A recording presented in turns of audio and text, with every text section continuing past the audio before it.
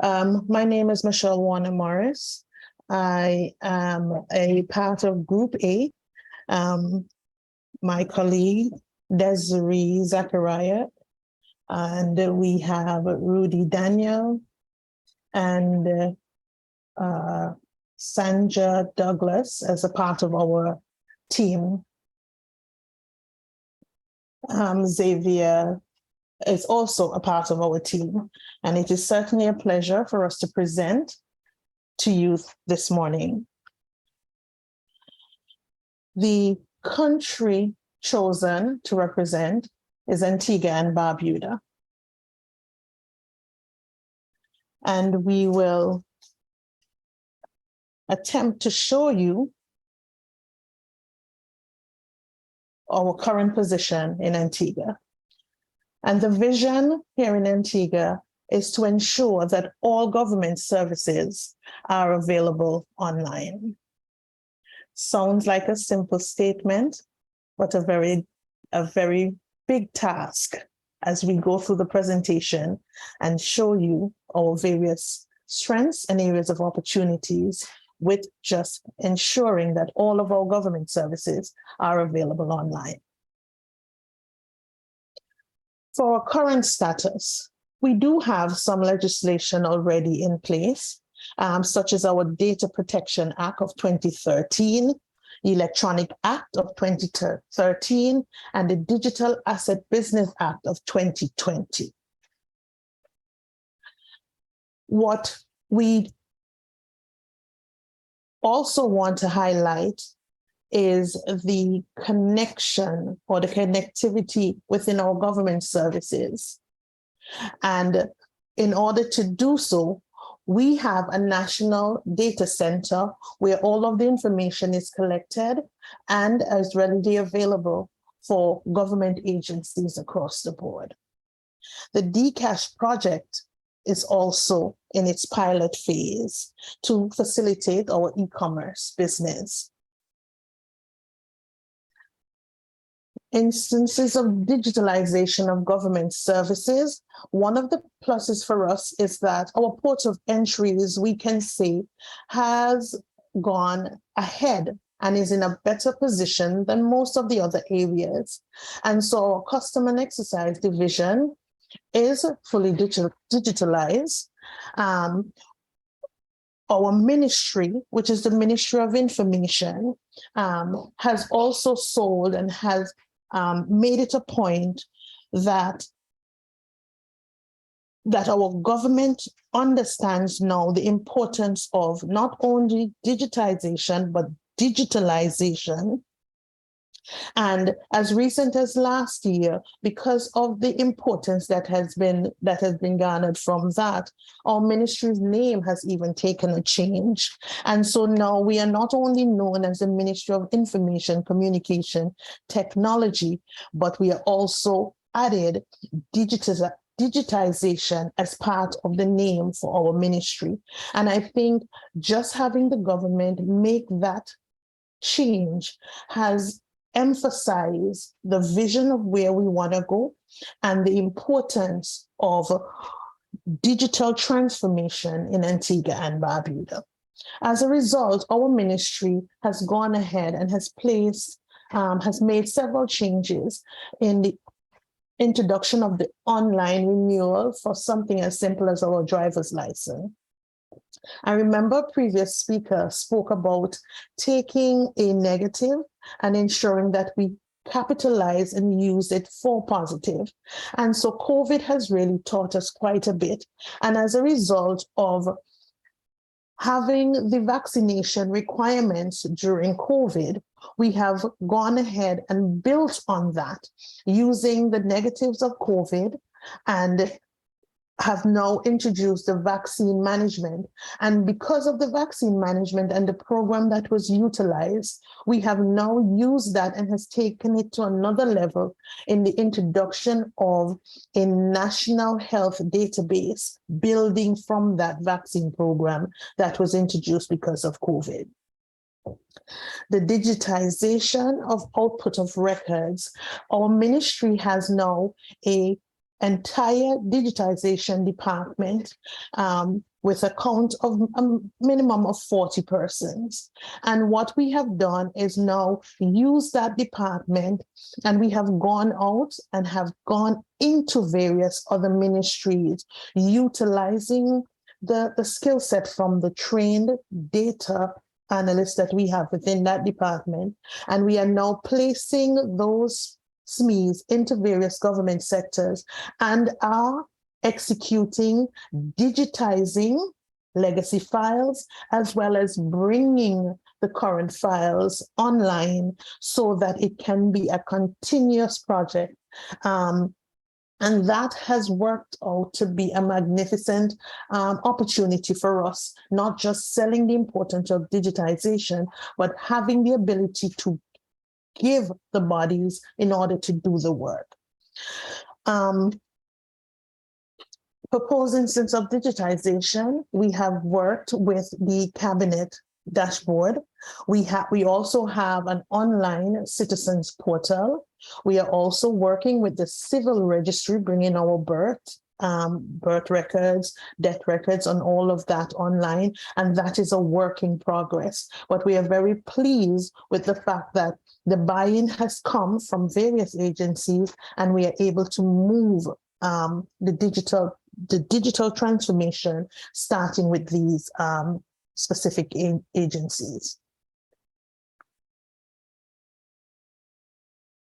Next slide, please. Gaps and challenges. Just like the previous presenter spoke of, there's always hesitation, buy-in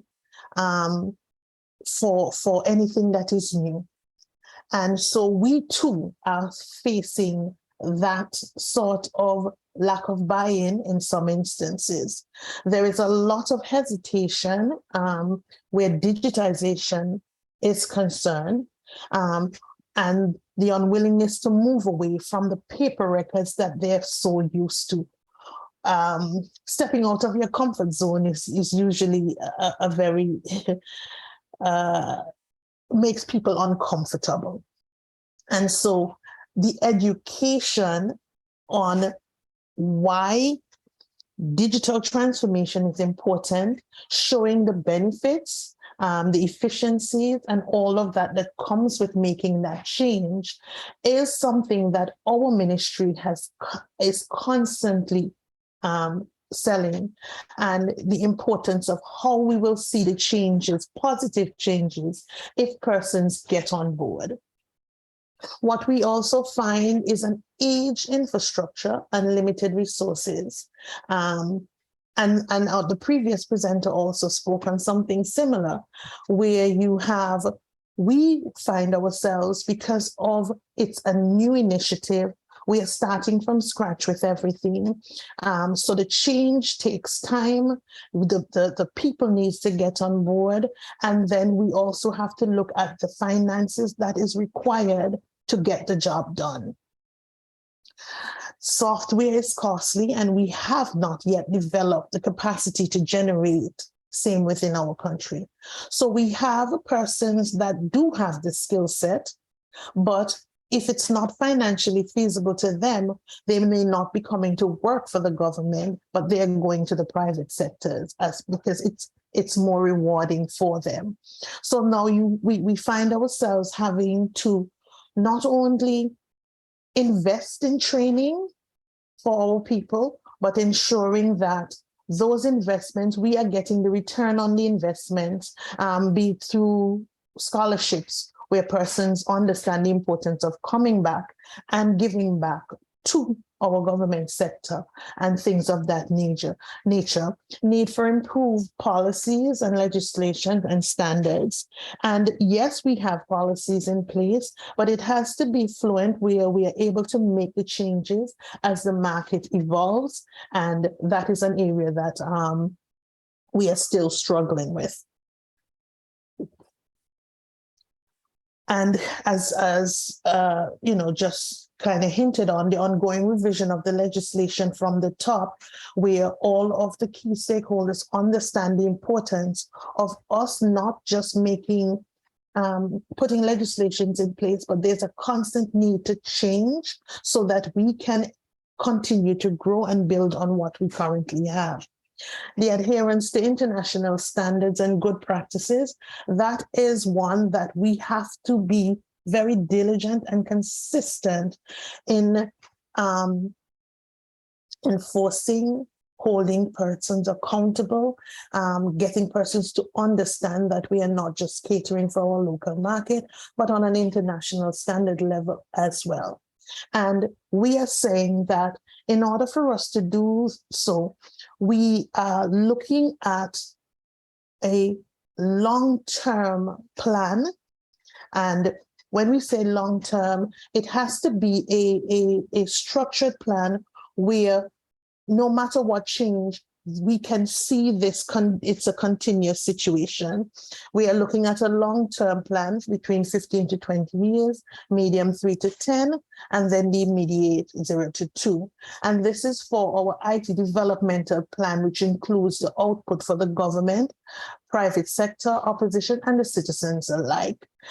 And we think that having that is going to make a big difference. It's important that for a small island as Antigua, that certain things will not be able to be accomplished on our own. We seek the market for the entire OECS, rather looking at it from the OECS rather than just Antigua. And if we are able to collaborate our efforts in certain regards, I think we would make a greater inroad rather than trying to do it in silo on an independent level because our demographics are so small. A model to attract in-country coders. And yes, we do have some, but the resources are very limited. And we know that it is important to have those skill sets in place. Develop talent, not just from a coding perspective, but for IT professionals across the board, because it's a broad scope of requirements and professionals that are needed. And I think greater investment has to be placed in getting those things in place in order for us to be successful. And then we are saying, if it's not readily available in Antigua, then we can look at it on a regional level where we can use our networking mechanism to garner those skill sets from our sister territories and, make ourselves successful. In order for us to do and accomplish all of that, the framework has to be very structured.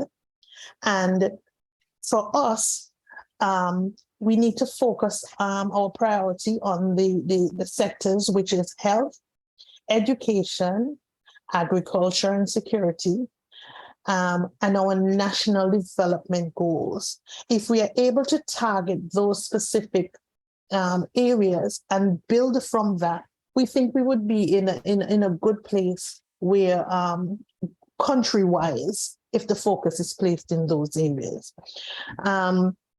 And those are some of the recommendations we have. We go on to the next slide.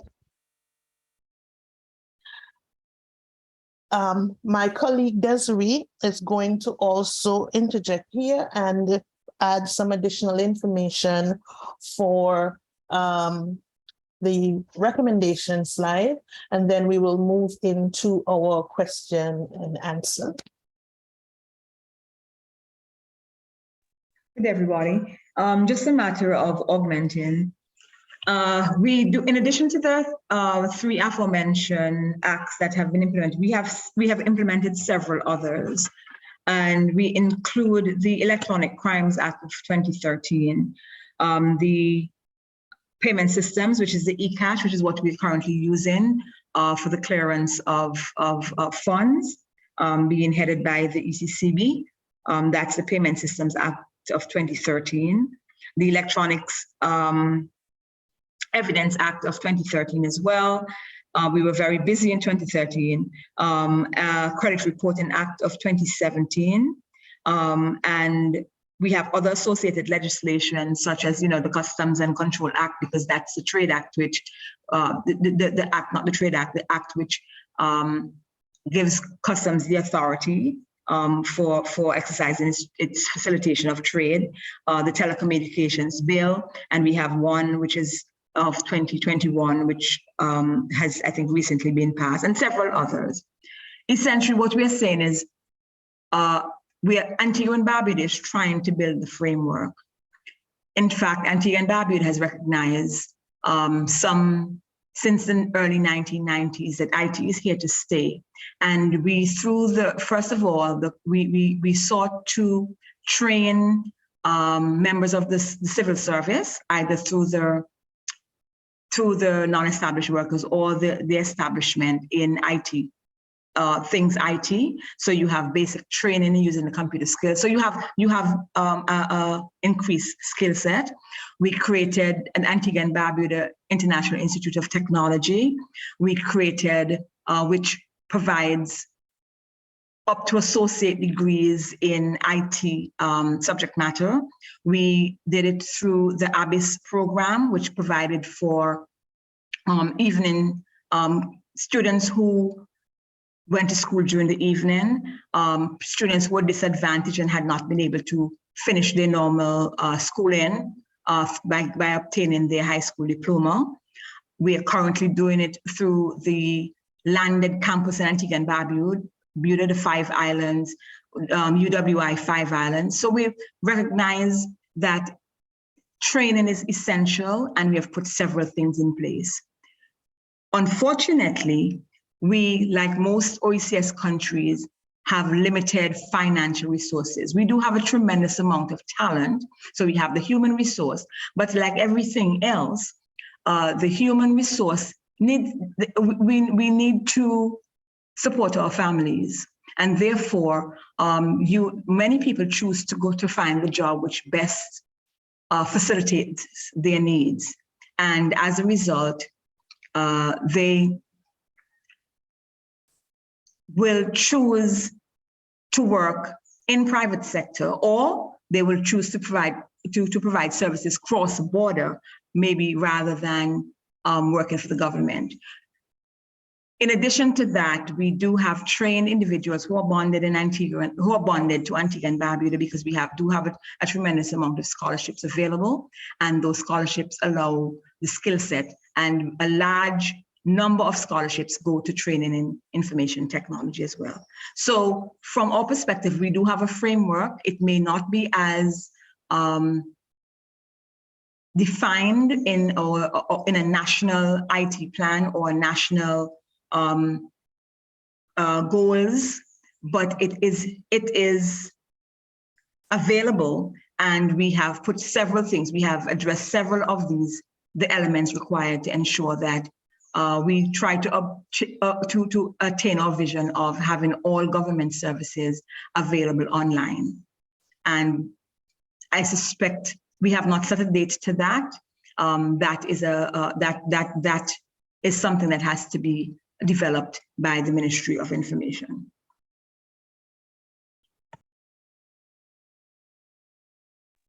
Thank you, Desiree. Okay, thank you. Thank you very much, Antigua and Barbuda, for the excellent presentation. One of my round of applause, yes. It's the land of 365 beaches. Did you know that? I didn't, but it sounds fantastic. Yes. So we're going to reverse the order a bit, and Chris, if you please take it away. Yeah, thanks very much for another great presentation. There's some real aspects of the presentation I really like. I think your recognition of the mindset behavior challenge ahead of us is spot on. I think actually that's the #1 challenge we often don't talk about enough, and I think recognizing it's a challenge is halfway to the solution. I think that's fantastic. I really appreciate that. I also liked your short-term, medium-term, long-term approach. I thought that was brilliant. Particularly in the short term, I'll come to that in a second. We need quick wins under our belts to build that assurance, the confidence, the momentum to then move into the longer term, medium term stuff. I also really liked your focus on sectors. I thought that was really useful. I think the more focused we are, the more likely we are to get movement going and progress. So I've got one question, one comment. And my first question is, there was no mention of trade. A lot of mention of public services, but you know, the trade and specifically the trade environment underpins all of our public services in terms of the movement of goods, services, and finance, and the products and services that we use across the public services. So the question, you mentioned customs, but why no mention of the wider interoperable trade environment?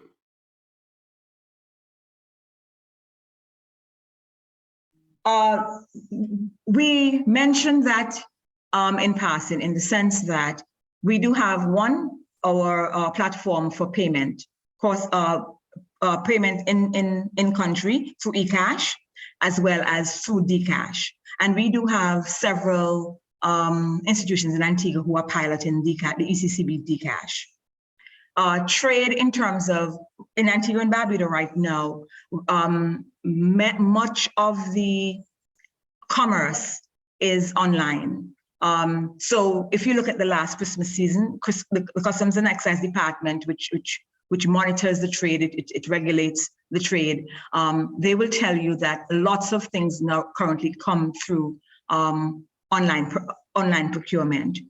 Traditional trade goes on as usual. Much of it is online, and this has to be managed to the banking system, and their eCash facility facilitates that as well. All right. So we have our normal trade legislation on our normal trade agreements govern how we trade. So as far as I'm aware, we still have the trade with our trade agreements with the European Union, the EPA, of course with CARICOM. I know that we have an agreement with the OECS Pharmaceuticals for procurement of pharmaceuticals, a regional procurement facility. We did have CAN, and to be honest with you, I'm not quite sure of the extent to which that is operational at the moment. We have our trade with Colombia. We have our other trade facilities. I think there is one available with Venezuela as well. Now, not only do we have in our trade, at the moment, we have our harmonized legislation, but we also have legislation to allow for interoperability. And that is going to be seen through our citizens portal, which is currently entering. In fact, we have signed a contract with software suppliers to provide that. And the intention of that is to be able to allow for government services to provide for citizens to provide to obtain services from the government, but by providing information in one spot, and that information is going to be verified by the owner of the data. So, for instance, if we wanted to get services from the Social Security Department, the owner of that data,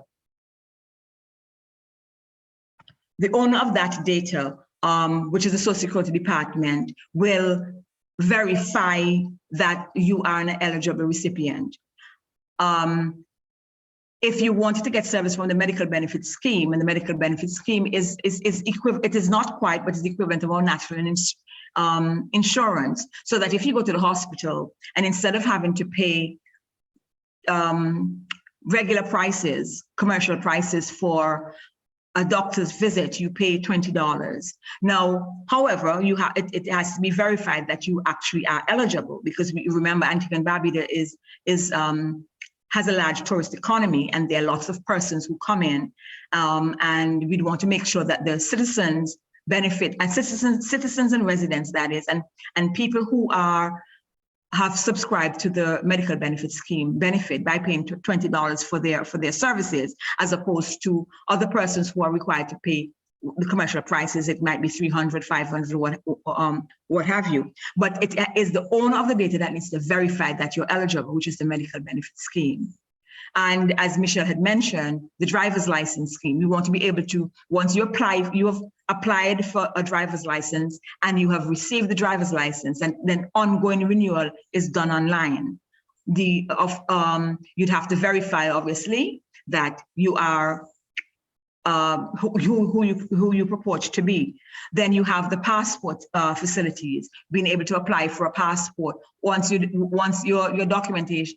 Once you apply for the passport and then you provide the necessary documentation, it can be verified by the passport office because they are the owner of that kind of information. So we are moving towards an interoperable system and ensuring that the legislation allows for the passing of information from one agency to the next. And that, as indicated, that agency, that the information, when the information is passed to the agency, that agency verify whether or not you are a valid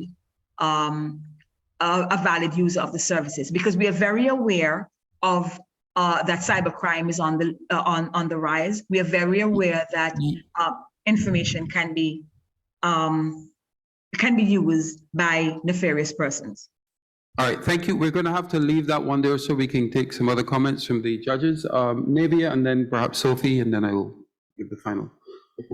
Okay, thank you for that presentation, Group A, I believe it was. So I just want to be very, very quick with you. I'm noting the focus on the bringing into the modern era your public sector.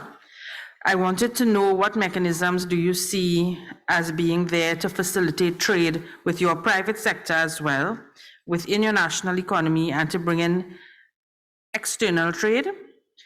And let me let you answer that really quickly, but I do have two other small ones, but I think I'll give you one more just to add to that one.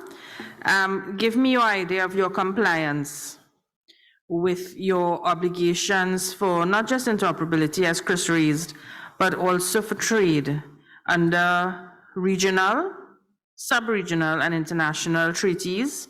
For example, even something as small as movement of nationals, because I think that's an area that could probably assist Antigua and Barbuda, because you highlighted that there's a dearth of some of the skills that you need to bring you forward into the digital economy. So I think that might be it for me, just to make sure that I have time for Sophie to ask her questions. So that's it for me. Thank you.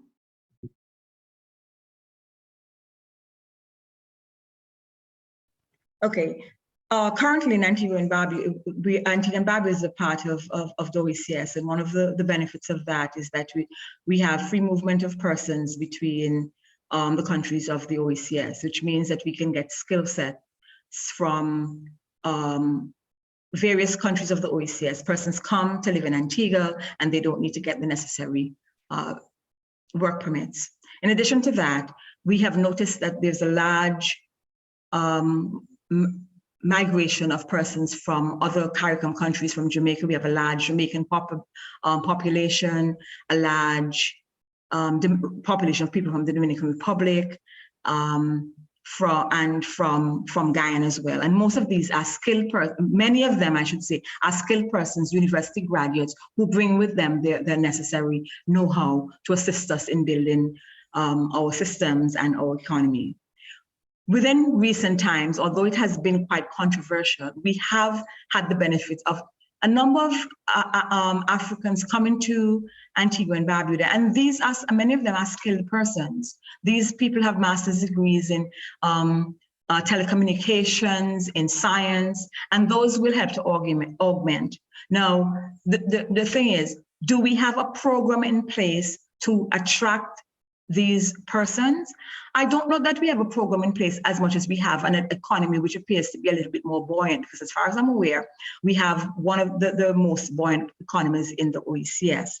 And that in and of itself, if you find that you can have a job in Antigua and Barbuda, which pays you a lot better than in your home country, you will migrate to Antigua and Barbuda. And that is what we have been seeing. So we do have quite a large immigrant population who have been integrated into our society and who bring their skills and know-how as well.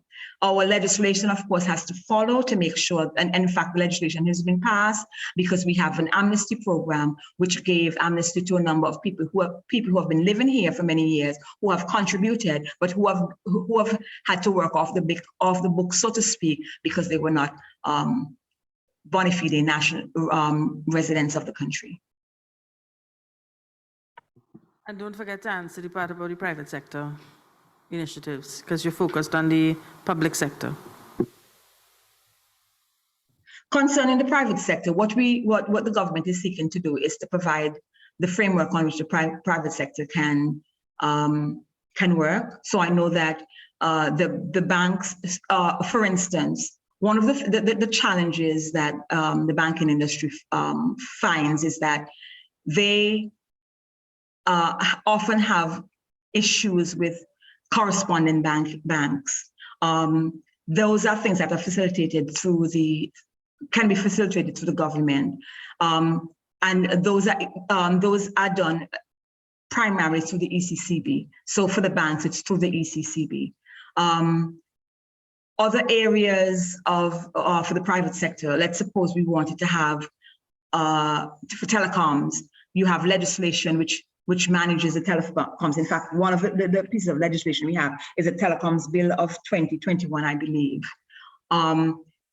Right now in Antigua and Barbuda, we have one of the things that the government recognizes, and unfortunately, small services which are required by the general populace, services like utilities, those of necessity must be provided by the government, because private sector is in the business of generating revenues and profits.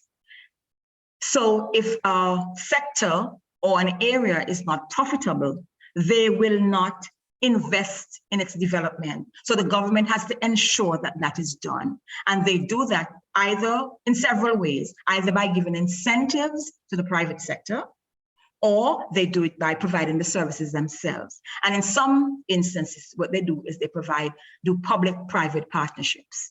And that is one of the things that is available right now with the telecoms.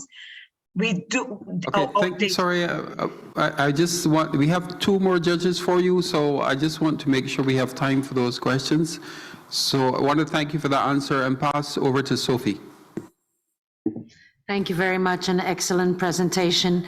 I have a comment, a question, and we have, as Rodney said, run out of time. So if you could really answer it very shortly and concisely.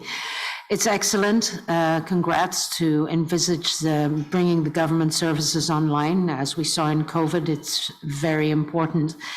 I also thought it was great that you addressed the connectivity, but really limited to the government services. I think one of the things, bringing government services online, that's of course access, but you need to think about adoption and value creation. So have you really thought about how in your implementation plan, you said an IT development plan, have you thought about the use, so the skills development of the people, making it inclusive by design so that persons with disabilities can also access the government services? Because when you bring government services online, suddenly everybody has to submit their taxes, for example, online. If you don't think of persons with disabilities, now you're creating an even bigger gap. Also the affordability of devices, have you thought about that? Because again, if people have to access government services online and they can't afford the devices, have you thought about that? And finally, government services online for what? For the value creation. So really have you thought about innovation, job creation, really how government services online can benefit the people? So I took a long time to ask my question, so I'm asking you to be short in answering the question. The answer concerning affordability of services, the answer to that is yes. And in fact, the government last year, in 2020, spent quite a bit of money in providing devices for students and for teachers. I know that there are access centers in almost every village in Antigua and Barbuda, and that has been done by design. The access centers allow anybody to be able to access the internet. So that's what the government has put in place in terms of affordability. So not only do we provide services, we also provide devices. Concerning the disabilities, yes, there has been quite a bit of effort to address this. In fact, as recently as I think late last week, we attended a workshop for a project which looked at having to deal with disabilities in education. Right now, government buildings are being built or retrofitted for disability access because of the cry or the requirements of the disabled people. In terms of jobs creation, during the pandemic, there were several projects, one of which was a project for women who had been specifically displaced as a result of working in tourism, women who worked in tourism who had been displaced as a result of the pandemic. There was a series of training done for them. They were given devices to allow them access to the internet because all of this training was online, and those devices were provided free of cost, and the training was free of cost to the individuals. We have gotten tremendous amount of feedback, and in addition to that, the whole Antigua and Barbuda Investment Authority has implemented a training facility dealing specifically with small and medium enterprises. Thank you. I'm going to stop there. I'll make the final comment, and also thank you for the excellent presentation. I observed though that you spoke about the different sectors. There wasn't a mention of tourism. I know that tourism contributes very heavily to Antigua and Barbuda's economy. And there's been a move very recently as well to promote digital nomads and all of the supporting infrastructure that these digital nomads will need, such as robust infrastructure, access to services, and so on. And besides direct input to the GDP, there are indirect spin-offs to tourism. So I would just also encourage you, because you mentioned linkages to national development goals, and I'm sure as much as we want to diversify our economies, we still have to be mindful of what are the major economic drivers and how digital can impact those existing sectors.